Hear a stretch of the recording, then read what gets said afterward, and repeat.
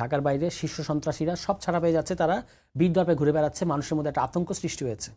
এখন আপনি যে ভোট করতে চান, আমাদের প্রধান উপদেষ্টা মানে উনি বলেই এত নমনীয় করে বলছি, একজন বিশ্ববরেণ্য ব্যক্তিত্ব, উনি বারবার বলেন উনি ঐতিহাসিক নির্বাচন করবেন, দেশ রক্ষার নির্বাচন করবেন, শ্রেষ্ঠ নির্বাচন করবেন, অনেক কথা বলেন। কিন্তু আমরা বলতেছি যে ভাই আপনি নির্বাচনটা রক্ষা করেন আগে।